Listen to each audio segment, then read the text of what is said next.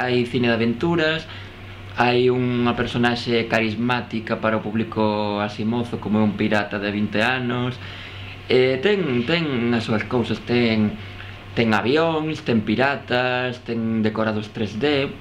Eu creo que movéndose ben sí que pode ser comercial.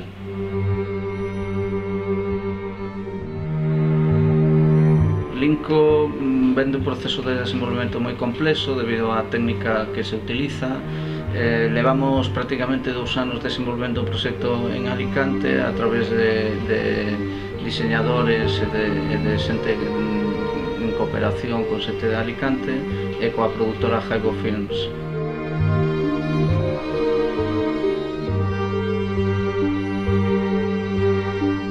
Nesta película, os componentes principais do equipo son David Valero e eu como codirectores, eu como productor, e Miguel Molina e Juanjo Jiménez como coproductores, e Rafael Calvo como guionista, e os actores principales que son Crispulo Cabezas, protagonista da famosa película Barrio, Manel Barceló, un actor catalán, e Yolanda Ulloa, unha actriz de Madrid de teatro que é o primeiro traballo no cine este, non?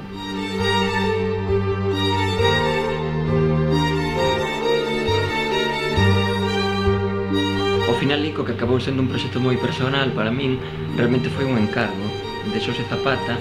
Era un proxecto que tiñan para facer unha animación que en principio ia ser nada menos que para stop motion con bonecos de plastilina, non?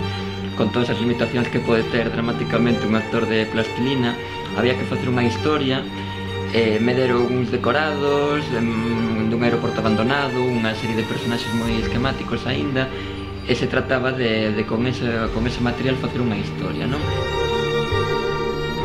Linko acabou converténdose nunha película de aventuras con toques futuristas, de ciencia ficción, porque está ambientada nun futuro despois dunha guerra global que destruiu o mundo, e ten bastantes homenaxes cinéfilos que nos gustan a min e a Xosé Zapata, como por exemplo o western, este tipo de cousas, non? Entón queda unha cousa como moi personal nosa despois ao final.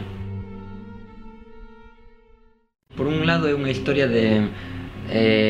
superficialmente unha historia de piratas no futuro, pero xa o meollo da cuestión é unha historia familiar.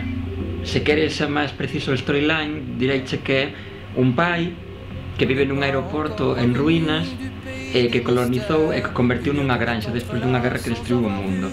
Vive ali, ele é un viudo que vive co seu neno de 8 anos e o quere protexer do mundo exterior. Entón ese neno nunca veu outras persoas que é seu pai, non coñeceu nunca a súa nai, e a única muller que coñece é unha personaxe moi curiosa que é como unha especie de camioneira do futuro, pero só que con avión, que chega ali periódicamente a abastecelos, non? E ten como unha relación un pouco de amante, proveedora de materiais dese pai, non? Ese pai ten unhas ideas moi estrictas, moi conservadoras, vese como o último representante do orden social, do humanismo, e digamos que o punto de conflito chega cando eses piratas que están por aí no mundo exterior, un deles se introduce de incógnito nese aeroporto buscando algo que el codicia e está dispuesto a todo para conseguirlo, ¿no?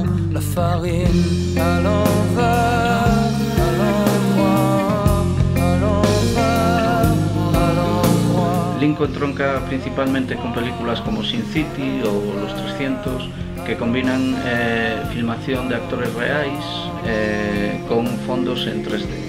Cos fondos e con todo o que rodea a esos actores creado por ordenador.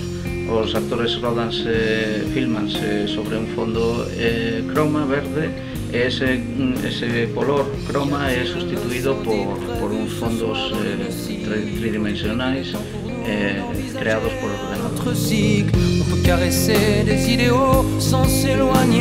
Polo menos hai unha cousa xa sorprendente, non? Que este proxecto, por casualidades da vida da produción e tal, vai ser pioneiro no cine español nun aspecto técnico que será xa por datas, vai ser a primeira película de longametraxe que utiliza técnica que están xa utilizando os americanos de misturar actores reais con fondos diseñados por ordenador.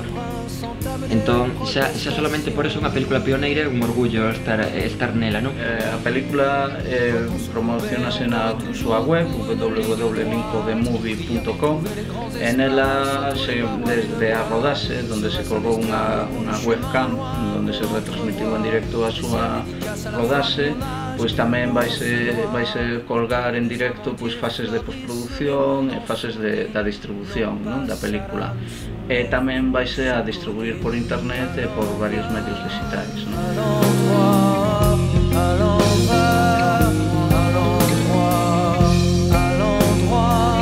É bastante difícil porque os proxectos de guión van e veñen, ningún ten a garantía de sair. O guionista empeza sempre porque claro, para que che encarguen guións tens que ter unha trayectoria profesional previa para que confíen en ti, non? Entón, o normal empezar é que hai xente con moito talento por aí que ten que escribir cousiñas, non sabe onde mandalas, e cal é o primeiro recurso que hai? Sempre a subvención.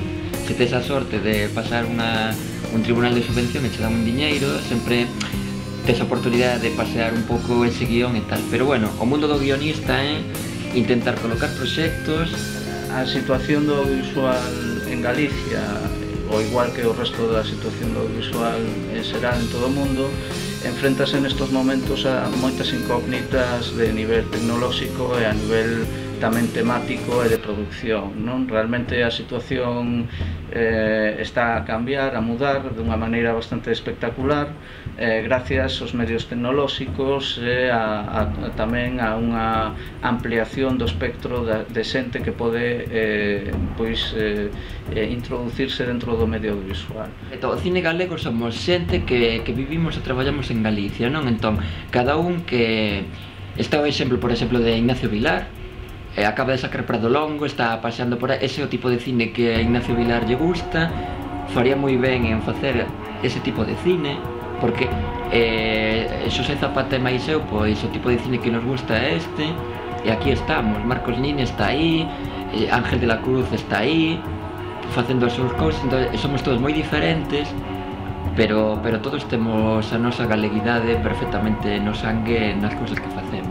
Ibecinema leva 10 anos producindo cortametraxes, documentais e longametraxes en Galicia, facendo todo tipo de produtos, desde animación, TV movies, documentais.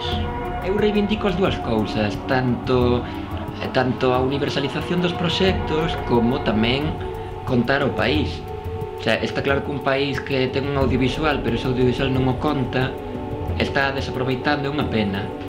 Eu tamén tería interés por exemplo, se fago unha comedia, un drama, unha peli de terror que este presente o país galego, que eu coñezo, que vexo, que este aí e que transpire vida propia e poder enseñalo fora, porque non? O sea, para min veo as dúas facetas, universalizar, pero tamén, porque non, incluindo a túa esencia.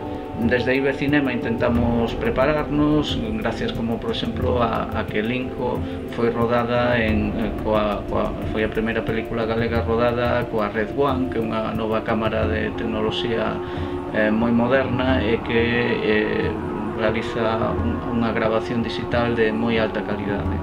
Por lo tanto, penso que esas son as maneiras de prepararse para o futuro, estar sempre á última na tecnoloxía e intentar innovar nos medios de distribución e de produción, non?